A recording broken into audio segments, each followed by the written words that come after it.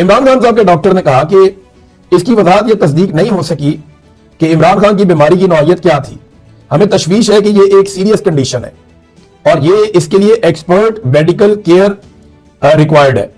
हर आंखों का डॉक्टर इस बीमारी का इलाज नहीं कर सकता, बल्कि खास आंखों के डॉक्टर जिन्होंने स्पेशल ट्रेनिंग ली होती है या इस किस्म की बीमारी का उनके पास तजर्बा होता है वो इसका इलाज कर सकते हैं। जहां तक हमें पता है, इस्लामाबाद के जिस अस्पताल में खान साहब को ले जाया गया इसमें इस तरह के डॉक्टर्स नहीं है और इस बीमारी के पीछे कोई और बीमारी होती है जिसकी वजह से यह बीमारी शुरू होती है।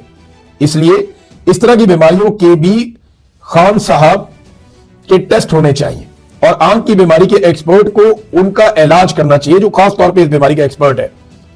इसीलिए खान साहब तक हमें रसाई दी जाए। अब ये बड़े सीरियस कंसर्न है। वो कहते हैं वो फैसिलिटी वहां पे नहीं है जो इमरान खान साहब को बीमारी है और वो स्पेशलिटी उन डॉक्टर्स के पास नहीं है जो इमरान खान साहब की बीमारी है। फिर वो ये कहते हैं कि ये बीमारी पैदा होती है किसी और रीजन से, कोई और बीमारी होती है जिससे ये जन्म लेती है। उन बीमारियों के भी इमरान खान साहब के टेस्ट होने चाहिए। तो ये बड़ा लंबा चौड़ा प्रोसीजर है। आप इसको हवा में ना फेंकें। साबिक वज़ीर आज़म है, हमें रसाई दी जाए इमरान खान साहब तक और हमें टेस्ट करने दिए जाए। ये इमरान खान साहब के डॉक्टर कह रहे हैं।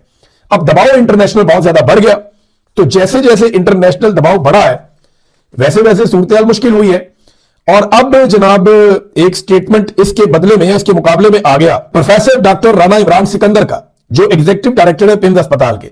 अच्छा, मैंने गौर किया, इनकी वीडियो देखी एक दो दफा, इन्होंने अंग्रेजी में स्टेटमेंट दिया और ऐसा लग रहा है जैसे प्रॉम्प्टर पढ़ रहे हैं, यानी इनके सामने लिखा हुआ बयान दिया गया, ये लिखा हुआ बयान इन्होंने पढ़ा है और जिस तरह वो बयान लिखा गया है हमें यह भी आइडिया होगा कि मिलिट्री एस्टेब्लिशमेंट का ही लिखा हुआ बयान होगा वो। अब वो बयान इन्होंने पढ़ के एज इट इज सुना दिया जो बयान इनको दिया गया, और यह बयान दिया गया अंग्रेजी में लिखकर। उसकी वजह यह है कि इंटरनेशनल मीडिया में ये खबरें आ रही हैं, इंटरनेशनली प्रेशर डेवलप हो रहा है और एक बदनामी हो रही है पाकिस्तान के मौजूदा रजीम की कि साबिक वज़ीर आज़म के साथ किस कदर घटिया सलूक किया गया है कि उनकी फैमिली को भी आगाह नहीं किया और उन्हें अस्पताल में लेकर चले गए और उनका ट्रीटमेंट भी कर रहे हैं। और दूसरी तरफ शदीद तशवीश है कि खुदा न खास्ता उनकी आंख जाया हो सकती है। अब ये है जनाब ये सूरत हाल।